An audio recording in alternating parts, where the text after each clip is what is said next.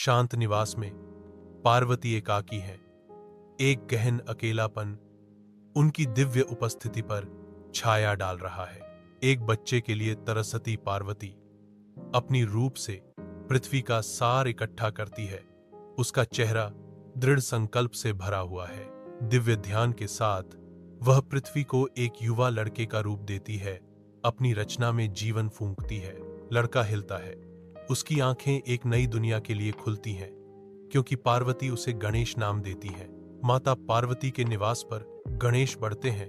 उनका स्वरूप दिव्य ऊर्जा से फैलता है। माता पार्वती गणेश की चंचल ऊर्जा से हवा में प्यार भरी मुस्कान के साथ देखती हैं। एक मां के आदेश के साथ माता पार्वती गणेश को दरवाजे की रक्षा करने का निर्देश देती हैं, जो अत्यंत महत्वपूर्ण कार्य है। गणेश अब एक सतर्क रक्षक दृढ़ता से खड़ा है, जो सभी को प्रवेश से वंचित करने के लिए तैयार है। माता पार्वती के निवास का द्वार एक अटूट रक्षा का बिंदु बन जाता है, जिसकी रक्षा उनके समर्पित पुत्र द्वारा की जाती है। भगवान शिव माता पार्वती के निवास पर पहुंचते हैं। प्रवेश करने के लिए तैयार गणेश अचानक प्रकट होते हैं, शिव का रास्ता रोकते हैं।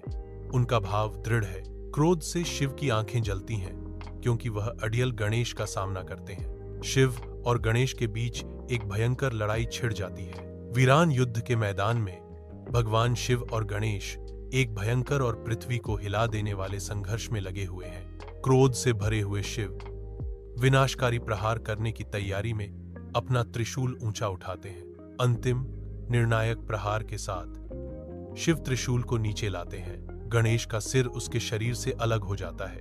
अंतरंग के हृदय में मां पार्वती गणेश के कटे हुए रूप को पकड़े हुए दुहक में गिर जाती हैं। उनके आंसू दुहक की नदी हैं। निराशा से भरी आवाज में वह शिव से अपने बेटे को पुनर्जीवित करने की विनती करती है। उसकी गुहार स्वर्ग में गूंजती है। दुख से भरे चेहरे वाले शिव अपने गणों को उत्तर दिशा में भेजते हैं। उन्हें किसी भी कीमत पर जीवन वापस लाने का आदेश देते हैं। एक अनंत काल संतुलन में लटका हुआ है, जब तक कि गण वापस नहीं आते। एक हाथी का सिर लेकर आते हैं, अपार शक्ति और ज्ञान का प्राणी। जैसे ही शिव हाथी के सिर को गणेश के शरीर से जोड़ते हैं, एक दिव्य प्रकाश दृश्य को स्नान कराता है, जो पुनर्जन्म देवता गजानन में नया जीवन सांस लेता है।